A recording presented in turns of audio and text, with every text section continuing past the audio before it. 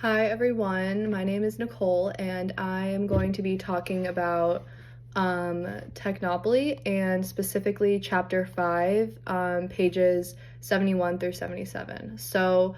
the excerpt that I chose, I'll read it. It's a little bit long, but I basically chose the first paragraph because for me, Technopoly is kind of confusing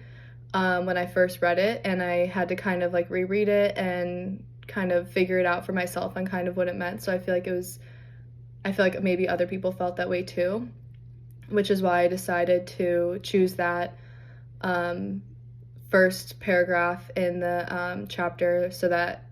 I can kind of gain a better explanation of it and hopefully other people can as well. So it starts off as technopoly is a state of culture and it's also a state of mind. It consists in the it consists of the deification of technology, which means that the culture seeks its authorization in technology, finds its satisfactions in technology, and takes its orders from technology. This requires the development of a new kind of social order, and of necessity leads to the rapid dissolution of much of that is associated with traditional beliefs. Those who feel most comfortable in technopoly are those who are convinced that technical progress is humanity's supreme achievement and the instrument by which our most profound dilemmas may be solved. They also believe that information is an unmixed blessing, which through its continued and uncontrolled production and dissemination offers increased freedom, creativity, and peace of mind. So I chose that passage, like I said, just to kind of help myself learn more about technopoly and also what it means and how it reshapes societal values and also how it prioritizes efficiency and data over human-centered traditions,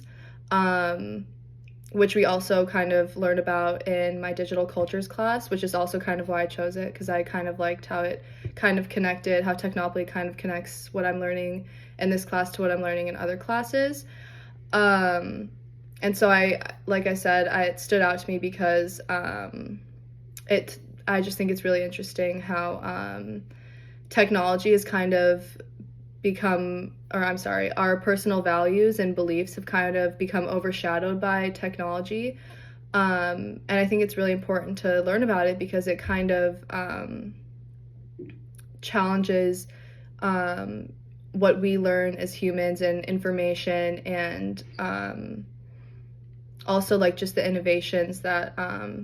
come with technology and how that affects us as human beings and also how that affects us as learners, people in the workforce, and yeah, just people in general. Yeah, so I kind of tied it to how Postman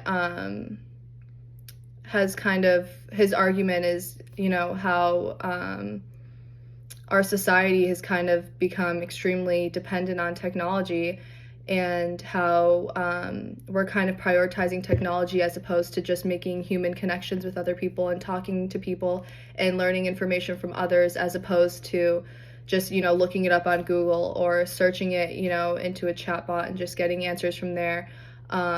Because I feel like, we learn our most important knowledge from other people and from experiences and from other people's experiences. And so that's kind of been put on the back burner in my opinion, and also in Postman's opinion, and also just kind of what technopoly kind of stands for and what it means. I feel like it also, I feel like technopoly is something that is happening and has been happening.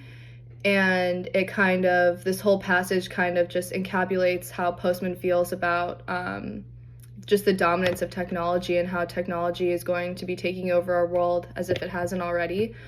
And it kind of also allows us to think about, like our priorities and how we prioritize technology and innovation and things like AI and robots and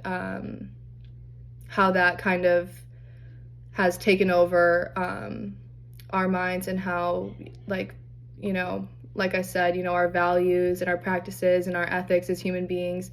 has kind of been put on the back burner, like I said.